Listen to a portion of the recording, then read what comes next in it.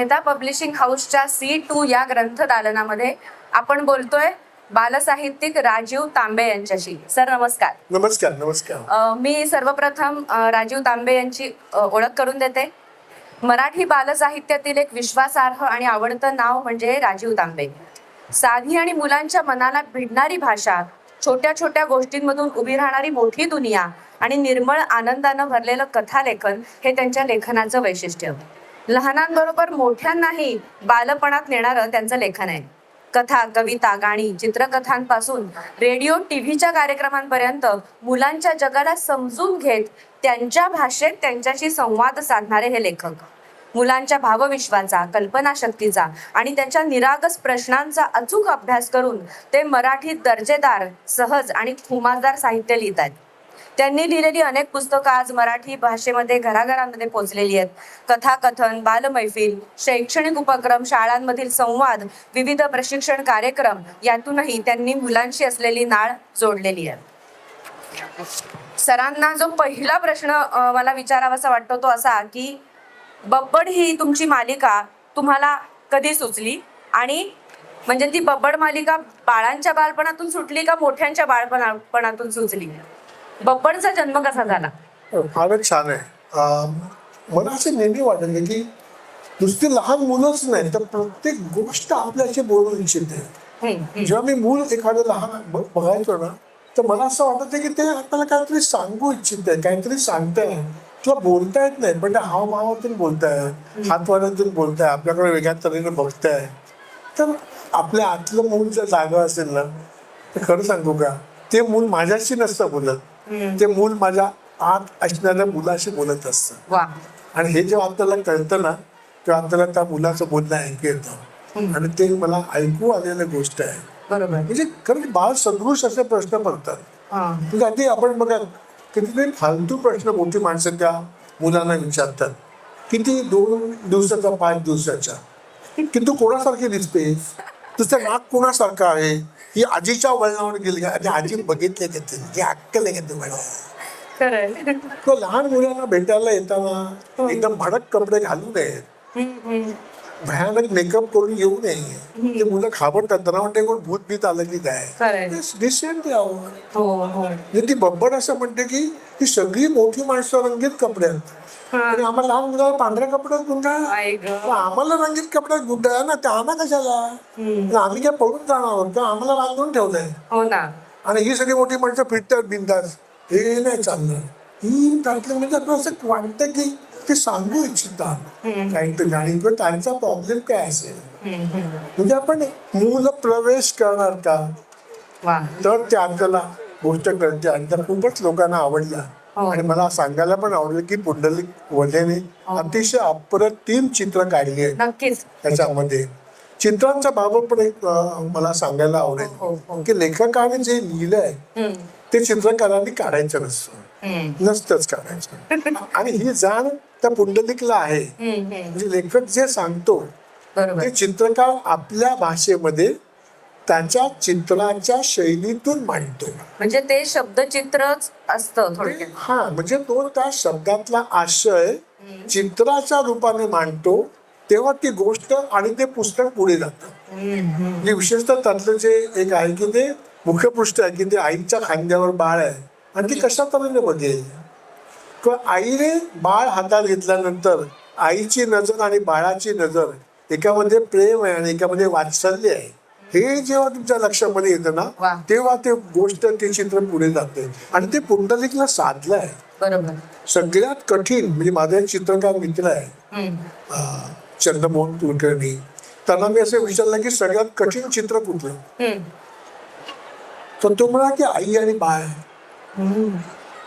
त्याच्यासोबत मी इटलीला गेलो होतो तेव्हा मी पिएटा स्कल्पचर बघितलं. तर त्यांनी आम्हाला समजावून सांगितलं की ती मेरी आहे ती 5 फुटांची आहे आणि जो जीसस आहे तो 6 फुटाचा आहे आणि तो तिच्या मांडीवर आहे. दोघांचे डोळे अर्धवट मिटलेले आहेत पण जीसस गेलेला आहे आणि तिचे डोळे अश्रूने भरल्यामुळे अर्धवट आहेत. हा 2 डोळ्यातला फरक बघ. बापरे. ही गंमत आहे. आणि त्याच्या जवळपास जाणारे चित्र पुंडलिकने काढले. म्हणजे प्रत्येक पान म्हणजे एखादं ग्रीटिंग कार्ड असावं ना, इतकं ते छान झाले. चित्र. नक्कीच, नक्कीच. म्हणजे मुलांना पण ती आवडतात. म्हणजे त्या बब्बरचं यश फक्त माझं नाही, तर मी पुंडलिक आणि मेहता प्रकाशन असं तिघांचं आहे. त्यांनी क्वालिटीत काही कॉम्प्रोमाइज केलं नाही. अतिशय सुंदर ती पुस्तकं छापली, ज्यामुळे ती पुस्तकं अजून टिकून आहेत. मला वाटतं 20-1 वर्ष झाली असतील, जास्तीच नक्कीच. 25 वर्ष झाली असतील. पण अजूनही कोणी भेटलं तर पहिल्यांदा बब्बरचं नाव काढतात आणि मग खरं तर मला बब्बरचे बाबा म्हणूनच ओळखतात काही जण. तेच म्हणणार होते की राजीव तांबे म्हणजे बब्बड असंच समीकरणच झालेलं आहे. सर, पुढचा प्रश्न असा आहे की ससोबा हसोबा हे लिहिताना तुम्ही स्वतः हसत हसत लिहिलं का लोकांना हसवण्यासाठी लिहिलं? काय होती तो प्रवास काय होता? गंमत काय होती की माझी मुलगी होती ना तेव्हा लहान होती आणि ती जेवायचीच नाही. बर. ती सांगायची की आता मला गोष्ट सांग. हा. आता मी काय टेप रेकॉर्डर नाही ना, गोष्ट सांग म्हणजे काय. आणि रोज एक गोष्ट. आणि ते पुन्हा आपण बघा ते मेनू सांगतो ना गेल्यानंतर की हवा इसमें अदरक कम डालना और लसूण ज्यादा डालना और ये कांदा चौकोनी काटना, असं ते मला सांगायचं. त्या गोष्टीमध्ये एक ससा पाहिजे, बापरे. गेंडा पाहिजे आणि एक माकड पाहिजे. आता ससा, गेंडा आणि माकड कसं कॉम्बिनेशन करणार? हो ना. मग मी काय ते सुरू करतो की एक गेंडा होता आणि ते जाताना ससा बघितला तर आता गेंडा नको, आता दुसरा ससा. अरे बापरे. आणि जेवायचंच नाही. मला जेवतो तू म्हणजे अगं तू चाव तरी ससा आणखी एक. मग मी म्हटलं आता दरवेळी आपण ससोबा असोबाच ठेवूया. आणि मग त्या गोष्टी करता करता मी पण अडकत गेला. म्हणजे मी तर असं म्हणेन की मुलीने माझ्याकडून चांगला रियाज करून घेतला वा. गोष्टीचा आणि मग मी तशात अडकत गेलो. आणि मग आता तर काय तुम्ही काही सांगितलं तर मला गोष्ट लिहिणं म्हणजे खरं तर मी रोजच लिहितो हल्ली. किती छान. म्हणजे लहानपणी मुलांना गोष्टी सांगणं हे किती महत्वाचं आहे मला वाटतंय. कारण आता सगळेजण म्हणतात की मुलं मोबाईल बघतात, मोबाईलमध्येच ते गोष्टी बघत असतात. त्यापेक्षा आईबाबांनी जर स्वतः गोष्ट सांगितली, भले मग ती रचून सांगितली नाही, का, म्हणजे आई बाबाला गोष्ट सांगता येत नाही म्हणून मुलं मोबाईल बघतात. आणि मोबाईल का बघतात? आई वडील स्वतंत्र चुना लावत असतात, म्हणजे फॉरवर्ड करत असतात. आपला कचरा जिकडे तिकडचा कचरा इकडे. तर नुसतं फॉरवर्ड जरी थांबवलं ना तरी मुलं पुस्तक वाचायला लागते. असं पालकांनी ठरवलं समजा उपास करतात ना शनिवारी गुरुवारी, तसे शनिवार आणि गुरुवार आम्ही फॉरवर्ड करत नाही. असं काय व्रत वगैरे घेतलं, फॉरवर्ड उपास. फॉरवर्ड उपास केला काहीतरी. हा तर एखाद्या वेळी काहीतरी मुलं पुस्तकाकडे वळू शकते. आणि दुसरं मला असं होतं पुस्तकांच्या बाबतीत, शाळेमध्ये वगैरे ना वाचन गप्पांचा त्रास असतो. म्हणजे शिक्षक त्यांना 100% पकवतात म्हणजे वाचनाची माहिती देऊन. आम्हाला तर खूप त्रास झाला. म्हणजे ग्रंथ हे आपले गुरु आहे, ग्रंथ ही खिडकी आहे, ग्रंथाच्या खिडकीतून बघितलं तर कुठे खिडकी मला बघायची आहे. बरं हे जे सांगतात ना तर ती खिडकी उघडलेलीच नसते. तर वाचन गप्पा असं न करता आपण जर पुस्तकं गप्पा केलं आणि शिक्षक जर वाचलेल्या पुस्तकांविषयी बोलले ना तर मुलं पुस्तक वाचते. नुसतं वाचनाविषयी बोलून कधीच वाचन संस्कृतीचा प्रसार होणार नाही. पुस्तकाविषयी बोललं पाहिजे आणि ते बोलण्यासाठी शिक्षकांनी आणि पालकांनी आधी वाचलं पाहिजे.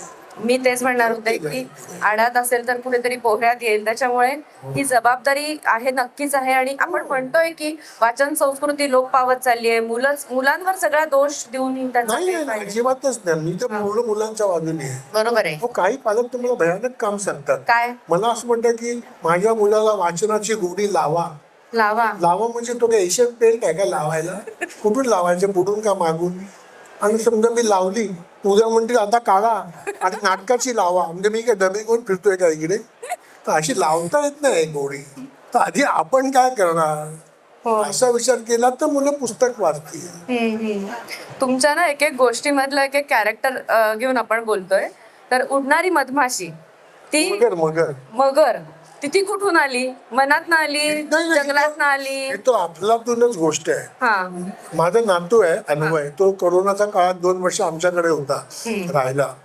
तेव्हा तो पहिलीत पण नाही, त्याच्या अगोदरच्याच होता. तो दणादण चित्र काढतो, दणादण. म्हणजे रोज 50-1 चित्र तर काढतोच. हे काय बराबर. म्हणजे आम्ही मग अमेझॉन कडून कागद मागवायचो आणि बद्दल लोकांना सांगायचो की पाठकोरी कागद असेल तर आम्हाला आणून द्याकडे, तर आम्हाला पुरत नाही येत. तो थांबतच नाही. एकदा तरी चित्र असं काढलं की एक डोंगर आणि डोंगरावर मगर झोपली आहे. आता मला एकदम फ्यूजच गेला. मी म्हटलं बघ्या डोंगरात असते काय? तो शांतपणे म्हणाला ही उडणारी मगर आहे. म्हटलं उडणारी. हा. मग हिला पंखे कुठे आहेत? मग तो म्हणा सुपरमॅनला पंख आहेत का? हो. सुपरमॅन उडतोच ना, मगरीला कशाला पाहिजे? मग तरी मी हट्ट सोडला नाही. मी म्हटलं मगर कशी उडेल? किंवा 2 हात असे करून. म्हटलं हा, पण वळेल कशी? पण शेपटी वळवून. हा, हे इंटरेस्टिंग आहे. म्हणजे इंडिकेटर देईल शेपटीने. हा, इंडिकेटर म्हणजे ते, कारण ते होडीला मागे असतं ना, हो. वलं ते काय सुकाणू. हो. मग मला आयडिया आली. मग म्हटलं आपण एक गोष्टच लिहूया, उडणारी मगर. वा वा. आणि मग ही गोष्ट सुरुवाती उडणारी मगर, आणि मग तर ते वाढत वाढत गेले आणि ते इतकं हिट झालं, म्हणजे मुलांना ती इतकी आवडते उडणारी मगर गोष्ट. खूपच छान. म्हणजे लेकीने तुम्हाला गोष्टी लिहायला भाग पाडलं आणि नातवानी उडणाऱ्या मगरीचा जन्म झाला त्याच्यात. उडणाऱ्या मगर बसवलं मला डायरेक्ट. बसवलं येस. राजाचा घोडा जर आजच्या मुलांना भेटला, आत्ताच्या या मुलांना, या पिढीतल्या मुलांना, तर तो काय करेल, काय बोलेल? ते राजाचा घोडा आणि ती जी सिरीज आहे ना, हा. त्या रूपक कथा आहे. हो. म्हणजे ती जी गोष्ट वाचतो, रूपक कथा यांचा अर्थ, गोष्ट वाचून तुम्हाला जे काही कळतं त्यापेक्षा आणखीन वेगळं कळतं, तेव्हा तुम्हाला कळतं की ही गंमत आहे. म्हणजे तो घोडा असं म्हणतो की माझ्यात काय पावरच नाही ना, म्हणजे हत्तीला सोंड आहे, अमुक आहे, हत्तीवर मिरवणूक काढतात राजाची, जिंकला तर, पण मी इथे पागेमध्येच. म्हणजे काही ना असं आपल्यात चांगलं काय हे नाही शोधतायत, आपल्यात काय कमतरता आहे न्यूनगंड काय ते शोधत बसतात. तो दुसरा म्हणतो की असं नाही आहे, जे कोणी पराक्रमी राजे आहेत त्या सगळ्यांचे पुतळे हत्तीवर नाही तर घोड्यावर बसलेले आहेत. बघा. शिवाजीचा पुतळा घ्या, राणा प्रतापचा पुतळा घ्या, खरंय. कुठलाही राजाचा पुतळा हा घोड्यावरती आहे. आणि तो जेव्हा विजयी होतो तेव्हा तो घोड्यावर बसून येतो. वा. मिरवणूक वेगळी आणि युद्धातलं काम वेगळं. तेव्हा त्या घोड्याला वाटतं की येस मैं कुछ हूं. तर आपल्यातले गुण काय, आपल्यातलं चांगलं काय, हे न कळत त्याने मुलांनी शोधावं, असा एक वेगळा संदेश त्यातून अत्यंत तरलपणे आपण दिलाय. तो जेव्हा गोष्ट पुन्हा पुन्हा वाचेल तेव्हा त्याला कळेल की हा, ही नुसती वरवरची गोष्ट नाही, त्याच्या मागे एक वेगळा संदेश पण आहे. नक्कीच नक्कीच. अशा तऱ्हेने ते म्हणजे ती गोष्ट लहानांसाठी पण आहे आणि ती मोठ्यांसाठी पण आहे. मोठ्यांसाठीच आहे. हा. त्या मोठ्यांना असं वाटतं की आम्हाला काय सांगणार हा, तुम्ही, आम्हाला सगळं येतं. आम्हाला सगळं, म्हणजे आमची बॅटरी फुल झाली आता, आम्हाला काही रिचार्जिंगची गरज गरज नाही. त्याच्यामुळे मग ती लहानांचं रूप घेऊन सांगितलं तर ते असं वाटतं की हा वा. म्हणजे जसं एखादं गाणं आपण जितके वेळा ऐकतो तितके वेळा ते वेगळं भासतं, वेगळं ऐकू येतं, तसं ही गोष्ट किंवा ही सिरीज तुम्ही. पण ते वेगळं कुणाला भासतं म्हणजे हा. का, स्त्रीचं मोठा माणूस टिंब नसेल तर, तो जर टिंब असेल तर त्याला असं वाटतं की अरे काय बिना ऐकताय. हा, म्हणजे टिंबचा अर्थ उलगडून सांगावा. कळलं असेलच तुम्हाला, म्हणजे तो आपले वाचक शून्य असल्यामुळे त्याला कळलं असेलच. तुमच्या सगळ्याच कथांमध्ये एवढी धमाल, खोडकर, मजेशीर पात्र असतात. कुठून येतात ही पात्र? म्हणजे स्वतः राजीव तांबे इतके खोडकर आहेत का? असं मला तरी वाटतंय आता. त्याशिवाय हे शक्यच नाहीये. माझा एक मोठा प्रॉब्लेम असा की मला गंभीर बोलताच येत नाही. म्हणजे प्रॉब्लेम नाहीये सर. म्हणजे कसं की जीवनाचा विचार करताना त्याच्या परिप्रेक्ष्यातून पाहिलं तर एकंदर संस्काराची मूल्य मला एकदम अंगाला खास सुटते एकदम. मला असं काही नाहीच बोलतंय, मजा करावी, छान असावा. आणि मला असं वाटतं की मुलं आपल्याशी बोलतात ना, हा आपला सन्मान असतो. वा वा. Actually, मुलं आपल्याला येऊन बोलतात, सांगतात, ग्रेट प्लेजर. मोठी माणसं सांगतात की नाही त्याचे माझा काही संबंध नसतो, कारण मुलं डिप्लोमॅटिक नसतात. वा. मुलांचं काहीतरी काम, मोठ्या माणसांचं काहीतरी काम असतं किंवा सेल्फी काढायचं असतं. ते पालक मुलांना घेऊन येतात, हे तांबेस बरं का, थांब तुझा फोटो काढतो म्हणजे माझ्या अकाउंटला लावता येईल स्टेटस. बघा ना. तो मुलगा नाही सांगत, त्या मुलाला माझ्याशी बोलायचं आहे, गप्पा मारायचं, पण पालकाला स्टेटस साठी पाहिजे असतं. मुलाला तसं नसतं. एक ना खूप छान असं आहे की सगळ्याच पालकांनी किंवा आपण सगळ्यांनीच ही गोष्ट लक्षात ठेवावी असं वाटलं मला, की जेव्हा आपण एखाद्या व्यक्तीला भेटतो, फॉर एक्झाम्पल मी तुम्हाला भेटली आहे, तर मी तुमच्याशी बोलणं आणि या सगळ्या गोष्टींचा आनंद घेणं गरजेचं आहे, ना की तुमच्याबरोबर सेल्फी काढत बसणं, तुमच्याबरोबर ती एखादा व्हिडिओ काढणं. त्यांनी काय होतं, त्या क्षणाचा आनंद आपण गमावून बसतो, असं होतं ते. तर त्याहीपेक्षा म्हणजे मला एखादं मूल भेटणं आणि एखादा मोठा माणूस भेटण्याचा फरक असा असतो. कुठलाही मोठा माणूस भेटला ना तर तो आपण शान आहे कसं हे सांगत बसतो. आणि कुठले मूल मला भेटलं ना तर तू कधीच सांगत नाही की मी कसा मोठा आहे आणि मला किती मार्क मिळाले, मी आजच्या केलेत. पण तुम्ही काय करता, तुम्ही काय वाचता, म्हणजे मुलं जाणून घ्यायला उत्सुक आहेत, मुलांना कुतूहल आहे, मुलांची निरीक्षण शक्ती जागी आहे. पण आपण प्रश्न विचारले तर मोकळेपणाने बोलतायत असं फार कमी मोठ्या माणसांच्या बाबतीत मला जाणवतं. तर मगाशी म्हटलं तसं त्याला वाटतं की आपली बॅटरी फुल आहे, तुम्ही येतं आम्हाला काय जाऊ ना, आम्हाला काय माहिती आहे. आणि म्हणून ते मुलांना पिळतात घरी, ते सतत शिकवत राहतात म्हणून मुलं शिकत नाहीत. आपण ते शिकवणं थांबवलं ना तर मुलं लवकर शिकते. पण मग ही पात्र नेमकी कशी सुचतात, म्हणजे खरं सांगू का, हा प्रश्न एखादे वाचक म्हणून विचारणं आम्हाला खूप अपरिहार्य वाटतं, पण लेखकांना हे उत्तर देणं कठीण आहे की हे तुम्हाला सुचतं कसं. मी काय, मला सतत सुचतच असतं, मला सतत, म्हणजे माझ्या डोक्यामध्ये मूल हाच विचार सतत जागा असतो. कुठलीही गोष्ट बघितली तर मला असं वाटतं की हे माझ्या मुलाला कसं समजेल, मी मुलांपर्यंत कसं पोहोचू, मुलांना कसं समजावून सांगेल, असंच माझ्या डोक्यामध्ये चालू असतं. आणि त्यात मला आनंद वाटतो. म्हणजे मला एक छोटा किस्सा सांगतो. नक्की नक्की. मी सोलापूरला गेलो होतो, माझ्या मैत्रिणीच्या मुलीचा साखरपुडा होता. तिथे मला कोणीच ओळखत नव्हतं, ती सोडली तर. तिथे छोटी छोटी मुलं खेळत होती, तर मी त्या मुलांना म्हटलं की त्या नियो का खेळायला, तर तुम्हाला की ये की, पण ती खाली पडलेली फुलं गोळा कर आणि त्याच्या पाकळ्या काढ. म्हटलं हो. मी ती फुलं गोळा केली आणि पाकळ्या काढल्या. मग मी म्हटलं आपण काय करूया, कागदात गुंडलावून करून उडवूया. आई सगळी आयडिया. मग आम्ही ते पाकळ्या उडवल्या. मग मी तर म्हटलं की आपण ना गच्चीवर जाऊया आणि खालच्या मोठ्या माणसांच्या अंगावरती उडवूया पाकळ्या आणि लपून बसूया. तिला वगैरे आम्ही तसं पण केलं. असं आमचे खेळ चालू होते. मग आमची निघायची वेळ झाली तर मला बायकोने खालून हाक मारली, पण अरे चल आज गाडी जाईल. तर मी तर म्हटलं की मी जाऊ का, माझी बायको बोलावते. तर ते सगळे एकदम हादरले. तुला बायको कशी काय? हो, तुम्हाला हे तुझं लग्न झालंय? म्हटलं हो. तुला बायको आहे? बरोबर, लग्न झाल्यानंतर बायकोच असते ना. त्यांना आणखी कन्फ्युज झाले, कोण बायको तुझी खाली. त्याने पुन्हा विचारलं माझ्या बायकोला, हे हा तुझा नवरा आहे? ती म्हणाली हो. कन्फर्म झालं. मग ते म्हणाले आता जा. तर शॉकच बनला, एवढा मोठा माणूस आहे. तर मला आता वाटतं का आपल्याला मिळालेला पुरस्कार आहे, खरं कळलंच नाही की मी मोठा आहे. नक्कीच नक्कीच. असं म्हणजे ते शाकुंतल मध्ये वाक्य आहे बघा. शाकुंतल मधलं खूप महत्वाचं वाक्य आहे. तो जो भरत दुष्यंत राजा आहे, तो स्वर्गात जातो आणि ते भरत त्याचा मुलगा खेळत असतो. तर भरताच्या हातामध्ये एक ताईत आहे आणि तो असा ताईत आहे की तुला जर दुसऱ्या परक्या माणसाने वडील सोडून जर तू उचललं तर तो माणूस ऑन द स्पॉट मरेल. ते त्या दुष्यंताला माहिती नाही, तो मातीमध्ये खेळतोय. तर दुष्यंताला एवढं प्रेम भरून येतं आणि तो त्या भरताला उचलतो, त्याचे कपडे खराब होतात आणि त्या ताई ओरडत येतात की त्याला उचलू नका, आणि तो जिवंत आहे. त्याला कळलं की हा हे जे वडील आहेत म्हणून. तर ती ताई असं म्हणते की तुमचे कपडे खराब झाले. तर दुष्यंत जे वाक्य उच्चारतो तो असं म्हणतो की कामावरून घरी आल्यानंतर ज्या वडिलांचे कपडे आपल्या मुलाच्या पायाने खेळणारे खराब होतात ते वडील धन्य होत. क्या बात. किती छान. प्रेम ते मूल बघेल ना, माझे कपडे मळले का इस्त्री केलं असं नाही तो बघणार आहे. ते प्रेम आहे. म्हणजे प्रेमाची अत्युच्च पातळी शासन करणं नाहीये, क्षमा करणं आहे, समजून घेणं आहे.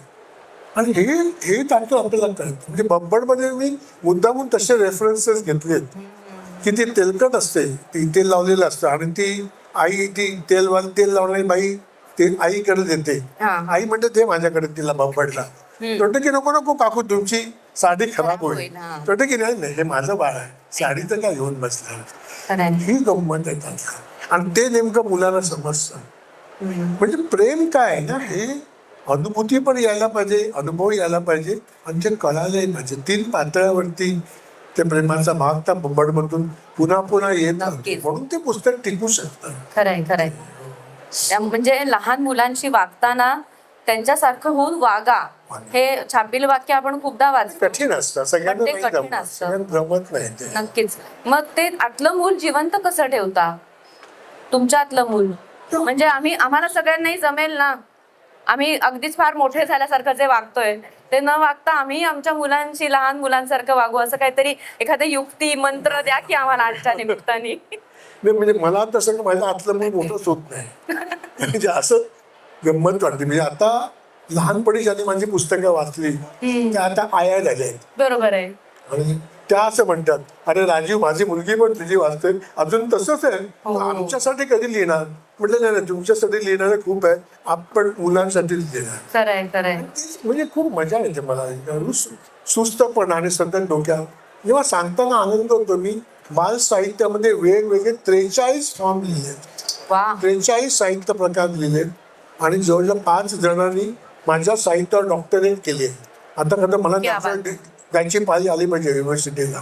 क्या बात. 5 जणांनी केली. म्हणजे लोक पण बाल साहित्य सुद्धा गंभीरपणे घेत आहेत, त्याचं मला कौतुक वाटतं. मला बाल साहित्यच गंभीरपणे घेण्याची गरज आहे असं मला वाटतं खरं तर. कारण हा जो पाया एकदा भक्कम झाला किंवा मुलांना वाचनाची आवड लागली की मग त्यांच्या त्यांच्या वयाप्रमाणे, त्यांच्या कुवतीप्रमाणे ते नंतर वाचतील. पण कुठेतरी ही सुरुवात त्या अजाणते वयातच व्हायला पाहिजे. जर सवयी लागून अशा लागत नाहीत त्या, हो, खरं आहे. अशा त्या थोड्या मुरवल्या पाहिजेत असं. म्हणजे पुस्तकं गप्पा. हा. मी त्या मुलांशी पुस्तकाविषयी बोलीन, हो. पुस्तकातल्या गमती सांगेन आणि वेळ आली तर वाचून दाखवीन ना, तर त्या मुलाला पुस्तक वाचवायचं वाटेल. बरोबर. उपदेश करून नाही. वाचनाची महती आणि तुकाराम महाराजांनी काय सांगितलंय, नाही. तू हे जामत पकवत आहे, खरंय. तुझ्या नादाला लागू नये. नाहीतर ते अगदी आवड आहे. तुमच्या पुस्तकामध्ये फुलपाखरू पुस्तक वाचतं. इथे अनेक लोक पुस्तक वाचतात आता दालनामध्ये किंवा एकंदर महोत्सवामध्येच. तर फुलपाखरू कसं काय पुस्तक वाचत असतं तुमचं? म्हणजे मुलं बघा खूप वेळा असं म्हणतात की असं झालं तर काय होईल, तसं झालं तर काय होईल. कल्पनारम्यता. त्यांचा गप्पा मी मुलांशी बोलताना काय होतं. म्हणजे एक मुलगा माझं एक पुस्तक आहे असं झालं तर आम्ही एका बिल्डिंग मध्ये उभे होतो, समोर हॉटेल होतं. आम्ही गप्पा मारत होतो तर समोरच्या हॉटेलमधला माणूस बटाटे वडे खात होता. तर तो छोटा मुलगा होता, तुम्हाला काका तुम्हाला वडे खातोय.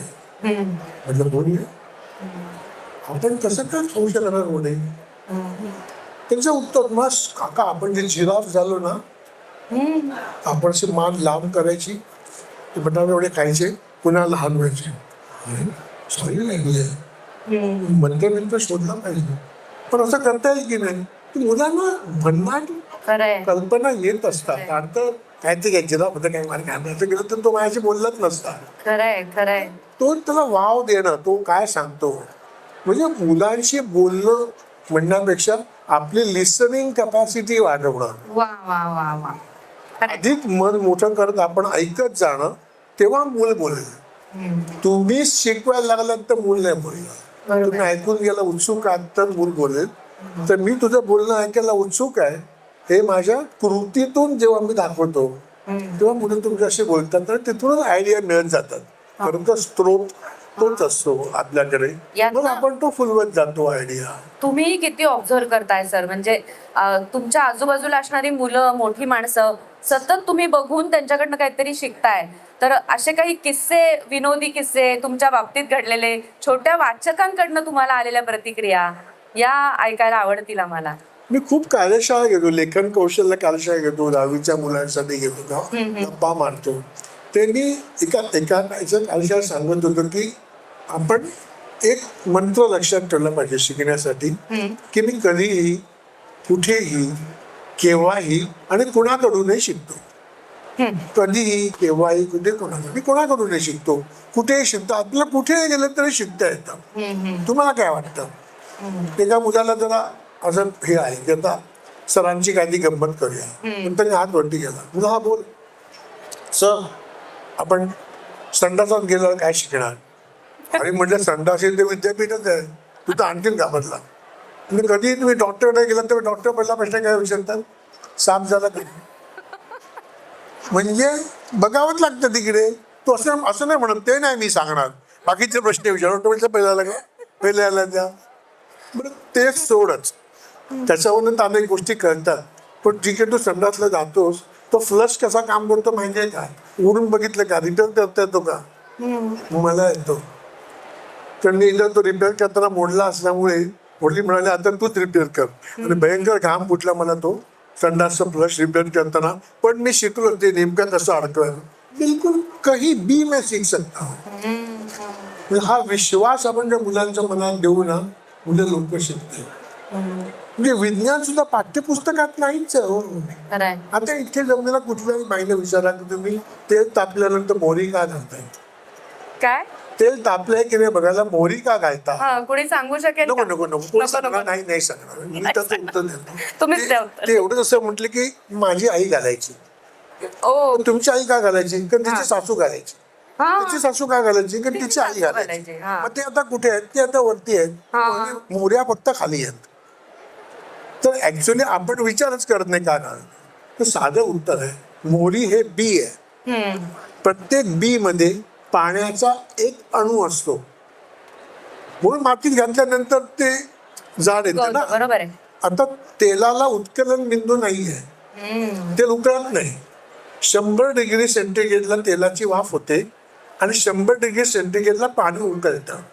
म्हणून तेल गरम झालं की नाही हे बघायला मोहरी टाकली तर 100 डिग्री सेंटीग्रेडला मोहरी मधला तो तेलाचा अणू फुटतो आणि आपण म्हणतो मोहरी तडतडली गॅस बारीक करा अभी लगाव तडका. हे कारण आहे. म्हणजे आम्ही जे गंमत घर नावाची ऍक्टिव्हिटी पुण्यामध्ये घेतो शिक्षण विवेक मासिकाच्या सहयोगाने तिथे आम्ही शाळा बाह्य ऍक्टिव्हिटी काय घेता येईल. समकालीन मोठी माणसं मुलांना कशी भेटतील. समकालीन मुलं कशी भेटतील आणि जे शाळा करत नाही ते कसं करता येईल याच्यावरती अधिक फोकस करतो. तर ते व्हायला पाहिजे. ते माझ्या लहानपणी झालं नाही. तर मला असं वाटतं की ते ह्या मुलांना मिळालं पाहिजे. शाळा सगळंच नाही देणार. नक्कीच. म्हणजे गंमत घराची हीच भूमिका आहे की शाळेला पूरक भूमिका कशी घेता येईल. पण शाळेशी वाद नाही घालायचा आहे. पण शाळा जे देऊ शकत नाही ते द्यायला आम्ही आपण मजा करू. त्यामुळे आम्ही तिथे मागच्या वेळी स्वयंपाकघरातले रसायनशास्त्र आता 5वीतल्या मुलांचा विषय घेतला होता की घरात रसायनशास्त्र कुठे आहे. तर साधी गंमत बघा. जॅमची बाटली तिचं तोंड नेहमीच मोठं असतं आणि झेंडूबामच्या बाटली ते नेहमीच छोटं असतं. एवढं मोठं तोंड असणारी झेंडूबामची बाटलीच नाही.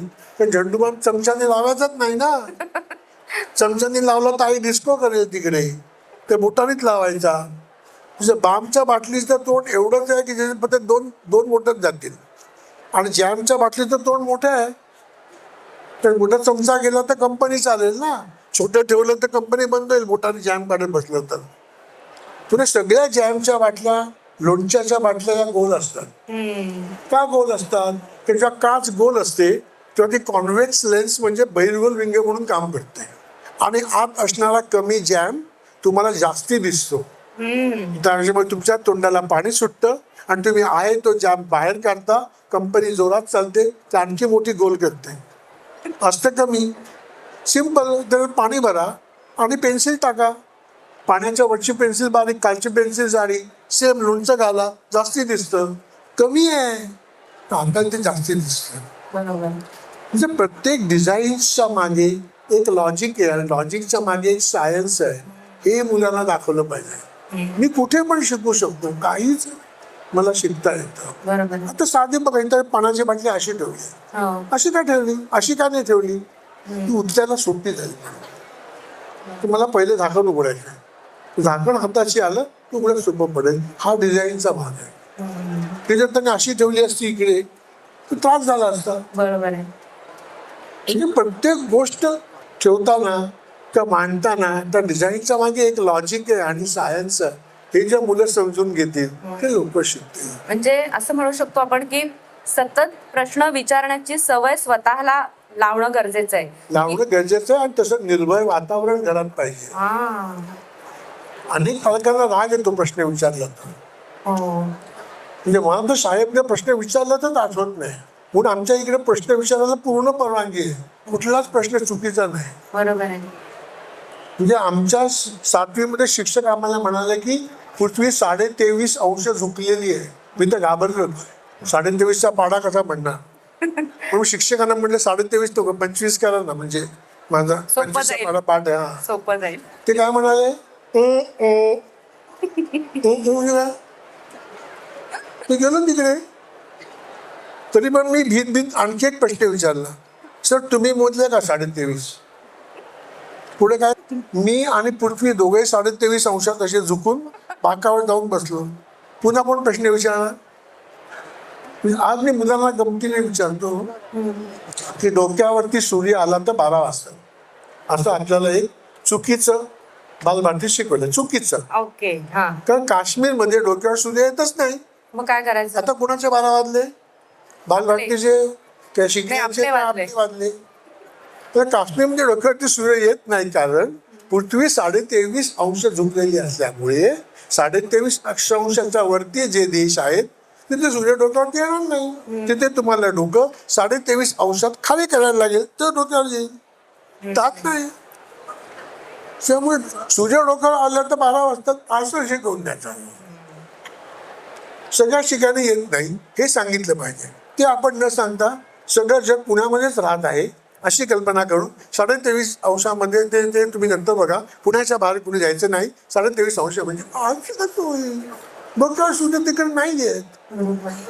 म्हणजे आपल्याला मुलांना कुतूहल आणि उत्सुकता वाढवली म्हणजे निर्भय वातावरण आहे की बिंदास विचार प्रश्न काय नाही, मला माहिती नाही, आपण शोधून काढू. खरंय. मग तो प्रश्न कितीही साधा असो, कितीही बेसिक असो, कुठलाच प्रश्न चुकीचा नसतो ना. नक्कीच नाही, नक्कीच. मला तर असं प्रश्न विचारणं म्हणजे आपलं अज्ञान जाहीर करणं आणि मी शिकायला उत्सुक आहे हा संदेश माझ्या कृतीतून देणं. यस, मी बिलकुल शिकणार चाहता हूं. मला नाही कळलं 23.5 अंश कसं मोजतात. पण शिक्षकांनी म्हटलं पाहिजे की हो बरोबर आहे, मी पण नाही मोजली, आपण शोधूया 23.5 कसं मोजतात, असं व्हायला पाहिजे. मला विचारतो 23.5 आणि मग कोणाला विचारणार? खरंय. इकडे गडबड आहे. म्हणजे पुढच्या मुलाला शिकण्यासाठी उत्सुक करणं हे काम आहे. आणि त्याच्यासाठीच तरी पुस्तक आहेत ना, मजा आहे. म्हणून पुस्तक गप्पा व्हायला पाहिजे. म्हणजे मुलांना अधिक उत्सुकता त्याच्यामध्ये निर्माण आणि होईल. म्हणजे आपण म्हणतो तसं जनरेशन वाईज गोष्टी बदलत चालल्यात. आताची मुलं तर खूप हुशार आहेत असं आपण म्हणतो की जन्माला आलेल्या बाळाला सुद्धा मोबाईलचा आवाज आला किंवा जाहिरात ती विशिष्ट लागली की ते टकामका बघायला लागतं. मी थोडं तुमच्या एका वाक्यात सुधारणा करू का? हो, हो, प्लीज. तुम्ही असं म्हणा की आताची मुलं हुशार आहेत. असं नाहीये, मला असं वाटतं मुलं हुशारच आहेत, मुलं हुशार आहेत. आताची असो का पूर्वीची. मुलं हुशार आहेत, ते वाक्य बरोबर आहे. कारण ही सगळी जी मुलं आहेत ना ही विंडो 11 मध्ये आहेत हो. आणि पालक विंडो 95 मध्ये.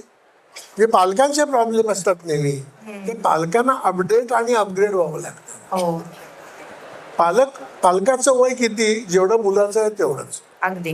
पण पालकांना म्हटलं आपण शहाणे आणि मोठे आहे, प्रॉब्लेम निर्माण झाला. मैं भी सीखना चाहता हूं तर घर शिकवा. खरंय. म्हणजे आम्ही आमच्या गंमत घरामध्ये गृहपाठाची कन्सेप्टच बदलली. बरं, मग काय? गृहपाठ म्हणजे घरी करायचा अभ्यास नव्हे, गृहपाठ म्हणजे घराने करायचा अभ्यास. आम्ही सांगतो आईसाठी गृहपाठ लिहून घ्या, सगळी मुलं लिहून घेतात. अगदी उत्साहाने लिहून घेत असते. हो, कारण कुठलाच कैदी आपली शिक्षा लिहून नाही घेत ना, म्हणून पालक ते मुलं गृहपाठ लिहून घेत नाही. हे गणित सोडवा, आपण आनंदाने लिहून घे, हे का माझ्या नशिबी आले. हो ना. आई सोबत 3 गणित करा, आहा सर आणखी 2 गणित करा. हो, किती छान आहे. घरात 3 पाहुणे आले असताना चहाच्या प्रमाणात काय बदल करावा लागतो याची रेसिपी लिहा. आई लागली कामाला, मुलगा लागला कामाला, आपण निवांत ना. म्हणून त्याला कळतं की साखर किती घातली पाहिजे, चहाचं काय पाहिजे, गुणोत्तर काय पाहिजे, आपण चहा घरी कसा करतो. म्हणजे विशेषतः श्रम मूल्य कळलं पाहिजे की आईला चहा करताना काय त्रास किती होतो. विचार करायला लागतो, किती त्रास होतो आणि याच्यामध्ये मी काय शेअर केलं पाहिजे. वा वा. खरं तर हे आयांच्या दृष्टीने पण खूप सोपं आणि सोयीचं आहे. तर असेच काही प्रयोग अगदी तिथे येऊन करता येत नसतील तर प्रत्येकाने आपापल्या घरी करायला काही हरकत नाहीये असं अगदी वाटतं. अगदी काही चालते. सर, मुलांसाठी लिहिणं म्हणजे शब्दांशी खेळ का काय, म्हणजे काय आहे ते? मुलांसाठी लिहिणं खूप अवघड आहे, कारण आपण नेहमी म्हणतो की साधं सोपं लिहिणं हे सगळ्यात अवघड आहे. तर ते कसं, काय काय प्रक्रिया काय आहे ती? म्हणजे मला तर उलट कठीण लिहिणं कसं अवघड आहे असं बोलता येईल मला. मी साधं सोपंच लिहितो. म्हणजे मला असं काही डोक्यात आलं म्हणजे मी माझ्यातलं आतलं मूलच लिहितं असं मला वाटतं नाही. मी लिहिलं तर ते फार कठीण होईल. सोपंच होतं म्हणजे आणि ते मुलाला वाचून दाखवतो. मुलाने बदल करायला सांगितलं तर मला उत्सुक असतो मी बदल करण्यासाठी. तुमचा पहिला वाचक कोण असतं तुम्ही लिहिलेलं? अपरिहार्यपणे माझ्या बायकोला ऐकावं लागतं कारण ते घरी असते. बाकी मुलाला वगैरे ऐकवतो. आणि कसं काय प्रतिसाद कसा असतो मुलांचा? मुलं अशी खुश होतात, माझ्या मनातलंच तुम्ही लिहिलंय, किंवा असं काही काय प्रतिक्रिया, मजेशीर किस्सा एखादा? एक गोष्टींचा भाग सांगतो. आता माझ्या नवीन पुस्तकांची मालिका आहे, ते पिल्लू कथा म्हणून. बर. म्हणजे आता राजहंसन एक काढलेली आहे, आई आणि बाळ. म्हणजे घुबड आणि घुबडी, घुबडू काय बोलते, माकडीन आणि माकडू, डुकरीन आणि डुकरू, पाल आणि पालू, असं आहे. तर त्याचा पुढचा भाग येतोय. म्हणजे एका गावात एक दास आणि त्याची बायको दासी राहत असतात आणि त्यांना 2 मुली असतात, दासुली डुसुली. आणि दासुली डुसुलीची तब्येतच सुधारत नाही, सारख्या गटाराच्या पाण्यात सोट बुडवत राहायच्या. मग बाबा म्हणतात की यांना आपण फॅमिली डॉक्टरला दाखवूया का? कोण असतो त्यांचा फॅमिली डॉक्टर? आई म्हणते की आता नको, ते मोठे झाला जातील, आपण कधी घरगुती गटारी उपाय करूया. मग ती आई म्हणते डुसुलीला, चलो come on let's have fun, आज आपण बाहेर जेवायला जाऊया. तिकडे गोरागोरा माणूस येत असतो. मग आई म्हणते डुसुली शूट, त्याच्या मानेवर बस आणि रक्त पी. आई ग. डुसुली म्हणते शी, ओळख नाही पाळख नाही, अशा माणसाच्या मानेला तोंड लावायचं, it is disgusting, I can't मम्मा. आणि तो त्याची तब्येत बघ आणि माझी बघ, तो +50 आहे आणि मी -3 आहे, 0 बिघडणार नाही, तो नुसतं फूक मारली तरी उडेल. तर तेव्हा आई म्हणते बाळ, माणसं आपल्याला घाबरतात, म्हणून ते आपल्याकरता काहीतरी पेस्ट आणि काय उदबत्त्या बिदबत्त्या तयार करतात. आपण नाही, माणसाला अक्कल नाही. मानेवर बसायचा रक्त प्यायचं कूल. ते जाते मानेवर रक्त पिऊन म्हणते आई सो यम्मी, आय प्रॉमिस, आजपासून मी जिथे सोड खूपशीन तिथून रक्त काढीन. ते मुलं एवढे खुश होतात. म्हणतात सर हे सॉलिडच आहे. पण खरंच म्हणजे ना दात चावतच नाही ना. हा मोठ्या माणसांचा एक वेगळा प्रॉब्लेम आहे. आमच्याकडे माणसं आहेत आम्ही सुद्धा आम्हाला डास नाही चावत. ऍक्च्युअली माणसंच चावतात ना बरं. डासांना तो दातच नाहीत ना, डास टोचतात.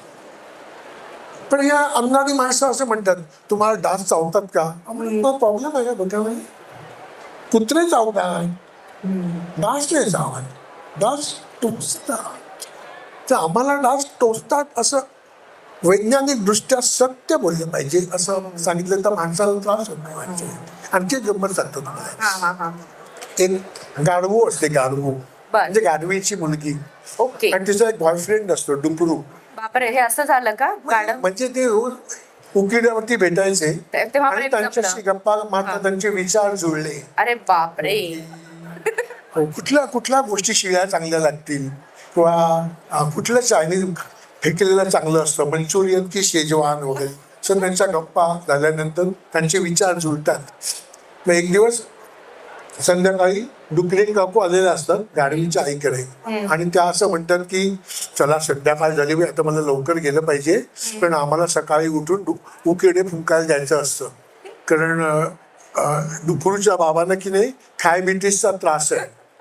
सकाळी भरपेट ते शिळं बिळं नाही खाल्लं ना तर मग ते दिवसभर चिडचिड करतात. तर गाढवी म्हणते काकू उद्या अजिबात उकिडे फुंकू नका, लग्नाचं जेवण जेवा. तर कसं काय? तर आपल्या गावात जीवन मंगल कार्यालय आहे ना, तिथे आज लग्न होतं, त्यांची जेवण उशिरा झाली. तर हॉलच्या मागच्या बाजूला बटाट्या वड्याचे तुकडे, जिलबीचे तुकडे आणि मसाला भाताचा लगदा पडला असेल. जेव्हा की तुम्ही लग्नाचं बोलला का कुठे, मी आत्ताच जाऊन बघून आले. तर डुकरी काकू म्हणतात गाढवीच्या आईला, किती ग तुझी मुलगी हुशार, आमच्यातली असती तर सून करून घेतली असती, पण आमच्यात इंटरकास्ट मॅरेज चालत ना, जाम प्रॉब्लेम आहे. मुलं एवढी खुश होतात ना, म्हणतात सर हे पुन्हा सांगा. म्हटलं नाही, लग्न झालेलं ऑलरेडी, आपण पुढचं ऐकू. हा जो चाहतपणा असतो ना, तो मुलांना खूप आवडतो ऍक्च्युअली. म्हणजे तुम्ही सांगत असतानाच ना ते सगळं डोळ्यासमोर उभं राहतंय की खरंच असं घडलं असेल का, किंवा खरंच प्राण्यांच्या मनात असे काही विचार असतील का, हे त्यांचा काही इंटरकास्ट मॅरेजचे विचार असेल का. कारण ही कल्पना सुचणंच मुळात किती कठीण आहे. पण मग म्हणजे पुढचा प्रश्न हाच होता की लहानांसाठी लिहिणं ही मज्जाच आहे खरं तर. कारण तुम्हाला वाचकही तसे मिळतात, प्रेक्षकही मिळतात खरं तर.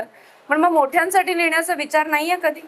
आम्हालाही येऊ देत की काय अशी छान एखादी मालिका मोठ्यांसाठी? एकदा मी लिहिलं होतं मध्यंतरी, पण हा. तुला सांगताना अवघडल्यासारखं वाटतंय. बर. म्हणजे मी जो फॉर्म लिहिला, म्हणजे मी एकदम डायरेक्ट पिशाच्या हातात लिहिला.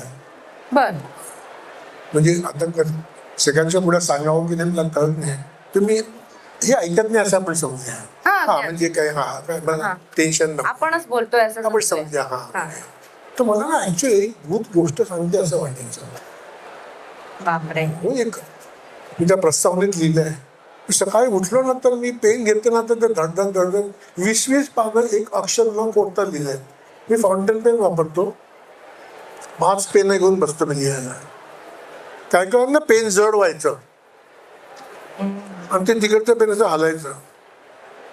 तर मी ते पेन ठेवायचं, बावळटपणा, तो पेन घ्यायचं, पुन्हा लिहायला सुरुवात. ते पण जड. मग असं ते वेगवेगळी नाटकं व्हायची अशी. आणि ना मला असं वाटतं की मी आधी सुटका होईल की नाही, म्हणजे हे महिनाभर चालू होतं. पण नंतर काय झालं, त्यांच्याशी मी पण बोलू शकलो. मी सांगतो सोड या, मला मुलांसाठी लिहायचे भार होत आहे. पिशाचा माझा फॉर्मच नाही आहे. ते पिशाच्या कशी तयार होतात, त्यांचे प्रमुख कोण असतात, मोडस ऑफ ऑपरेंडी, त्या पिशाच्यांचे नियम मला भलतंच काहीतरी काय माझ्या मागे लागलं. तर त्यात आणखी एक गंमत म्हणजे 3 वर्षापूर्वी ABP माझाने दिवाळी अंक काढला होता. त्यांनी मला फोन करून विचारलं की अरे तू काय मोठ्यांसाठी लिहिल्यास का काही? तर म्हटलं की हा, पण हे पिशाच्या कथा आहे. हो, ताबडतोब पाठवा सर. अरे बाप. तर मी छापणार का तुम्ही? हो, छापू ना. तो छापला आणि विनाशकाले विपरीत बुद्धीत आली, माझा फोन नंबर छापला खाली. ओके. तो अंक आल्यावरती एका म्हातारा आजोबांचा फोन आला. ते म्हणाले, हो राजीव तांबे, तुमच्या नावाने एक हरामखोर माणूस पिशाच्या कथा लिहितोय. माझ्या मुलाने तुमची पुस्तकं वाचली, त्याची मुलं पुस्तकं वाचतात. काय पुस्तक चांगलं ते पिशाच्य आणि भूत आणि कवट्या बिवट्या तुम्ही लिहिणंच शक्य नाही. ते त्या माणसाला पकडा, कोण येतो? मग मी म्हणू पण शकत नाही तो हरामखोर मीच आहे वगैरे, म्हणजे आणखीनच प्रॉब्लेम झाले. नव्हेच नाही, तुम्ही आहेच. त्यांचं BP वाढलं असं. मी म्हटलं की हा बरं ते सांगितलं, ते मी पण लक्ष ठेवतो. पुढच्याच पण कुठलं दिवाळ्यांना वगैरे दिल्यानंतर कणकण टाकू. ती 2 पुस्तकं आली नंतर, पण मग ते थांबलं पिशाचं प्रकरण. आणि मग मी पुन्हा मुलांच्या सुटलो. म्हणजे मी त्या पिशाच्यानी तुम्हाला सोडलं अक्षरशः असं असेल कदाचित. खरोखर फार भयानक दिवस होते ते. ही जी जादू आहे शब्दांमधली, ही जी मज्जा गंमत, याची रेसिपी कशी जमते? म्हणजे आम्ही कसं काहीतरी स्वयंपाक करतो तेव्हा त्याची एक रेसिपी असते. ही रेसिपी कशी जमते? कुठे तयार होते ती? कसं काय सांगणार? सगळं लिहायला लागेल तर माझी पुस्तकच कोण वापरणार नाही, पण असं नाही, तुम्ही रेसिपी सांगा. आम्ही कोणी लिहिणार नाही. सांगा म्हणतात नाही, लिहिणार नाही कोणी, आम्ही प्रॉमिस करतो. तुम्ही फक्त रेसिपी सांगा. नाही, मला असं वाटतं की सुचत जातं. म्हणजे आपण कसं मूल म्हणून विचार करतो ना, तसं त्या गोष्टी येत जातात आणि मुलं पण सुचवत जातात ना, असं होत जातं. बरोबर. लिहितानाच असं कधी होतं का की तुम्हालाच हसू फुटलंय आणि बराच वेळ हसतायत? हो. असा एखादा किस्सा? नाही, हे जे स्टोरी टेलला आम्ही जो आहे ह्या गोष्टी आहेत पिल्लू कथा, तर मेघना एरंडेंनी त्या केल्या. तर मेघनाच्या पहिल्यांदा गोष्ट दिली तर ती हसून लोळायची, अक्षरशः लोळ, म्हणजे ती खाली बसून हसायची. तर काय भयानक आहे, वाचणं कठीण आहे. हे काय विचित्र आहे, कसं काय वाचत, ती काय ना काय बोलायची, शांत व्हायची. पण मला ती भयानक प्रश्न विचारायची. मग त्या अमुक कॅरेक्टरसाठी मी वंदनाताईंचा आवाज काढू का, आणि त्या डुकरिणीसाठी तमुकचा आवाज काढू का? म्हटलं ते रेकॉर्ड होत नाही ना. तू कोणाचा आवाज काढते तू बघा, मी नाही सांगू शकत. उद्या ते म्हटले माझा आवाज त्या गाढवीला का दिला तर आणखी प्रॉब्लेम व्हायचा. पण ती खूप मोकळेपणाने हसले. मलाही असं होतं हसताना येते, कधी ते सुस्तानाच हे होतं, असं तर आपल्याला की ते बराबर लिहायला पाहिजे तर ते निघून जाईल. असं नवीन काय शिस्त आहे आणि किती दिवस शिजत राहणार आहे हे सगळं? नाही, असं नाही, लिखाणाच्या बाबतीत काय अजून काय नवीन? 2027 पर्यंत काय लिहायचे याचं तर तयार आहे. मी सतत माझ्या डोक्यात ते असतं. मी प्लॅन करत असतो, वन लाईन लिहून ठेवत असतो वेगवेगळ्या गोष्टींच्या. म्हणजे जसं सुचेल तसं नोंद करून ठेवायची आणि मग मी अनेक फोल्डर्स मध्ये काम करतो. बर. म्हणजे आता छोटा हनुमानच्या गोष्टी मी पूर्ण केल्या. आता मी छोट्या रावणच्या गोष्टी लिहितोय. रावण बाळ तो गोडच आहे का? नाही, पण आमच्या रावण बाळाला 11 तोंड आहेत. कशी काय? कारण तो जन्माला येतो, 11 तोंड आहेत. तर तो असं विचारतो आईला की आई, त्या ऍक्च्युअली ओरिजिनल रावणाला 10 तोंड होती ना, मग मला 11 काय? आई म्हणते अरे म्हणजे काय म्हणजे तुझं एक तोंड मध्ये या बाजूला 5 आणि या बाजूला 5 म्हणजे तुझा बॅलन्स राहील ना तुझा. एका साईडला 6 आणि एका साईडला 4 तर तिरका होईल ना तो. मग तो विचारतो आई पण मग ओरिजिनल रावण तिरकाच आला का? पण ती म्हणते तेवढं काय माहिती नाही, मी त्या काळात नव्हते, पण हे एकदम कम्फर्टेबल आहे. बरोबर. तो आता 11 तोंड असल्यामुळे त्यांना प्रॉब्लेम होतो. तर सकाळी तो उठतो तर तोंड धुवायला 11 बेसिन पाहिजेत. मग 11 टूथब्रश, 11 पेस्ट, 11 आरसे, 11 फण्या, त्यांच्या 11 हेअरस्टाईल, म्हणजे वडील वैतागतात. पण आई सकाळी त्याला म्हणते अरे उठ, तर म्हणतो पहिलंच तोंड उठतं. आई म्हणते उठ उठ, दुसरं उठ उठ उठ. आई म्हणते कसा बसला रोज 11 मारायचे. म्हणजे एका तोंडाला उठवायलाच इतका वेळ लागतो, तर 11 तोंडांना किती लागेल? प्रत्येक तीनदा म्हटलं पाहिजे ना उठ उठ उठ, तर तिसरं तोंड उठणार ना. मग ती म्हणते की आपण कोंबडाच पाळूया. पण ते रावण म्हणतो असं नाही, 11 कोंबडे पाहिजे. अरे बाप. प्रत्येक तोंडाचा कोंबडा वेगळा ना. असं काय म्हणजे याचा कोंबडा आला तर मी कसं काय उठणार? तिथे कोंबडे पण थकून जातात. अरे बापरे, आता आपण काहीतरी गुगल ट्रान्सलेटर वगैरे घ्यायला. पुन्हा ही 11 तोंडांना 11 अंगाई गीतं ट्रान्सलेटर लावा. मी एकच गाणं म्हणते, याच्या कानामध्ये इयरफोन घाला, 11 जणांना 11 भाषेत म्हणजे ते भयंकर प्रॉब्लेम. आता लिंबू चमचा स्पर्धा शाळेत, म्हणजे 11 चमचे 11 लिंब, त्यातले 5 जणांची लिंब पडतात. म्हणजे 4 तोंडांचा पहिला नंबर येतो ना, एका मुलाचा नाही. म्हणजे हे खूप कॉम्प्लिकेशन आहेत. मला लिहिताना पण खूप त्रास व्हायला लागला की रावणाचे फारच प्रॉब्लेम आहेत. किती छान. अशा कल्पना सुचत राहोत तुम्हाला आणि तुमच्याकडनं अशाच उत्तम साहित्याची निर्मिती हो, या निमित्ताने शुभेच्छा देते. आणि खरंच तुमचं साहित्य मोठ्यांनीही वाचावं, पुन्हा एकदा बालपणात रमावं आणि लहान होऊन काय म्हणतात ना, मुंगी होऊन साखर खावं म्हणतात तसं आम्ही सगळ्यांनीही ते वाचून आनंद घ्यावा. हेच खरं तर आम्ही केलं पाहिजे. तुम्ही लिहित राहा, आम्ही वाचत राहू. मेहता पब्लिशिंग हाऊसच्या या दालनात तुम्ही आलात आणि आम्हाला सगळ्यांना पोट दुखेपर्यंत हसवलं, त्यासाठी मनापासून आभार. धन्यवाद. थँक्यू. धन्यवाद.